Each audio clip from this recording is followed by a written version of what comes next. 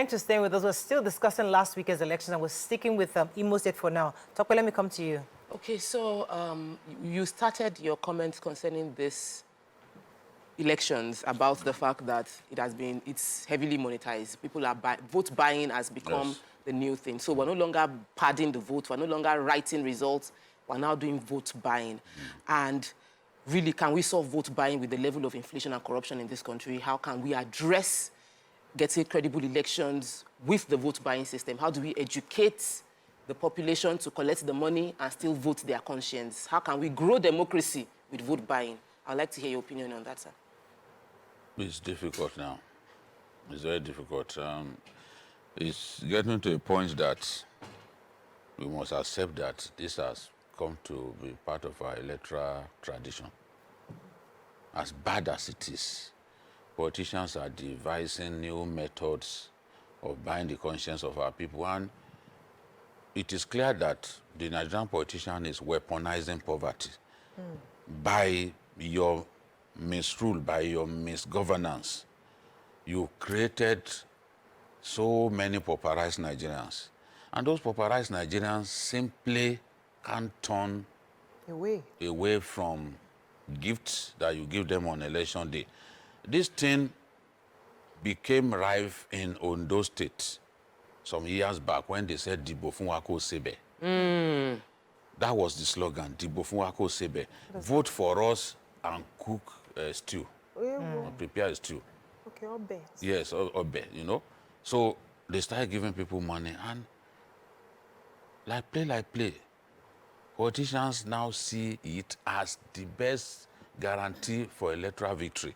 These days, they commit so much money into vote buying that they actually start vote buying sometimes a week to the election. They go, when they talk about door-to-door campaign, they are slipping money into people's hands. They are distributing, in Imo, they are distributing, even Bayelsa, they are distributing gari, rice, and money to people. In Osun State, ahead of the governorship election, Salah was approaching. They were giving people livestock. They will go to a particular homestead and give them livestock. It's vote buying, for God's sake. Vote buying is no longer limited. In fact, if we limit vote buying to election day, your chances of winning could be slim. So this time around, even in Kogi, people were given coupons. Those coupons meant that, look, we are going to give you 2 items.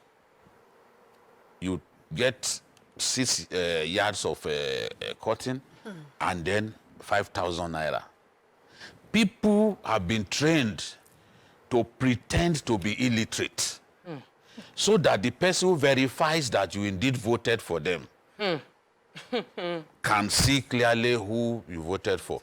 Because if you pretend to be illiterate, you then say, look, I don't know which one, but I prefer this particular group, this particular party that has maybe umbrella or broom. You say that you've already been told. And confirm. So somebody who is a graduate would then show it to the agent of the party that has been stationed there to facilitate vote buying. That one will now say, okay, this is it. It will now make sure. Yes, make sure. So they are not simply going to give you money with... So you can't vote conscience? No, they are looking at you. And unfortunately, the cubicles, I once told the INEC chairman that perhaps the cubicles should be higher because people can easily see, the agents that they position can easily see who you are voting for. And if you didn't vote for them, you will not get anything. Okay. I would like us to talk about conscience a bit later because that conscience that keeps coming up, I don't know if Nigerians really do have conscience, but we'll come to that issue later. Let's go back to Imo State. The gap was gigantic. Yes. And I'm thinking, how Could they it be real? pull that off? I mean, those real numbers. I mean, you just wonder, because even I was going to go to Kogi in a minute, where his was about less than 10% of the winner, and that's was a Memelaye. But staying with Imo for a second, that gap was quite rather wide. The town or what? How buy that kind of gap in the Yeah. first place? Or people really came out to vote? Or you put in so much work into getting those numbers? A lot of factors were at play here. If Emeka Ihedioha had contested that election, there's no way Governor Hope Uzodinma will have those numbers. No way. Wow. I don't know the circumstances that forced Ihedioha to give up. He won the last election. He was governor for some months before the Supreme Court took it off him and gave Hope. Suddenly, he decided I was no longer interested. He quit the race. He's very popular, especially in Owerri zone, which is the most densely populated zone, senatorial zone. The governor is from Olu zone. The other zone is Okigwe. Now, Owerri has not produced a governor, so the people really want to produce a governor. Now, Ihedioha left, and Sam Dadi, Sam Anyanwu, former secretary of the PDP, took that governorship slot. A good number of Ihedioha supporters refused to work for Sam Anyanwu. They voted for Hope Uzodinma. They made up their minds because they felt that, look, their man was forced out of the race. Right. You know, for someone to just get up and say, okay, I'm no longer contesting. Somebody who had been in the race for so long, and somebody that people had sympathy for because the election in 2019 was won by him. So that helped. That weakened the PDP and gave Hope Uzodinma the edge.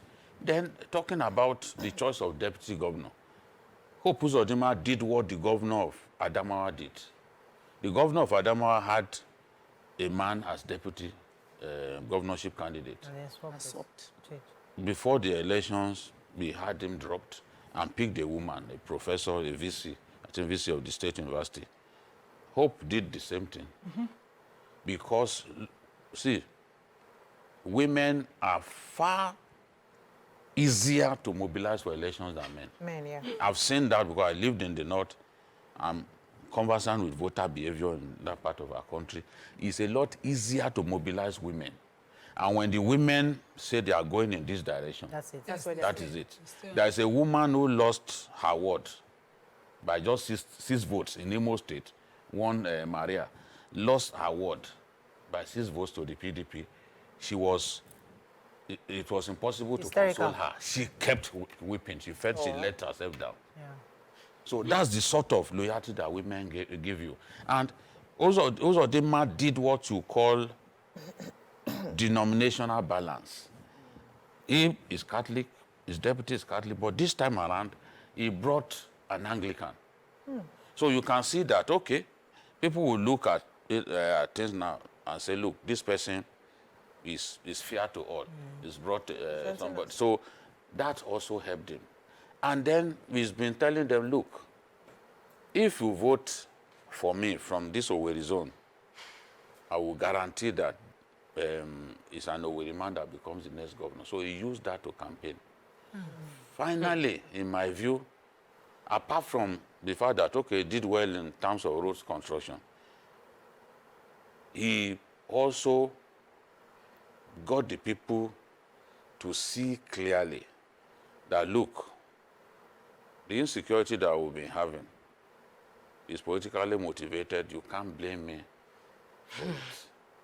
So a lot of the people already made up their minds that they will vote this guy. And he reconciled with the APC leaders before the election. You see the caliber of people attending his rallies. I was surprised how he managed to do it. Yeah. Even Okorocha, my friend. Yes, I was You know? surprised. I saw. Okorocha too. Politics. So he found a way to, whereas the PDP was badly dismembered. Ask anybody who is committed to the truth. The PDP in the state that they were could not have gone to that election and win. That's why it was how do you go into a race divided? When you go into a race divided, you stand no chance of winning. Yeah. That's why I laugh at Atiku when Atiku wants the world to believe that he won the last election. How do you win an election in which a Kwankwaso, you allowed Kwankwaso to leave your party just because of one key position in the NWC that Kwankwaso's protege wanted to occupy? They insisted that he would not get it. He left the party. That's more than 1 million votes from Kano Lost. gone. Hi. Then we Okay. had those governors, that left. People like Wiki and all of them. You had, Obitu also left. If they had remained, all of them, those three candidates, between them they had 14-point-something million votes.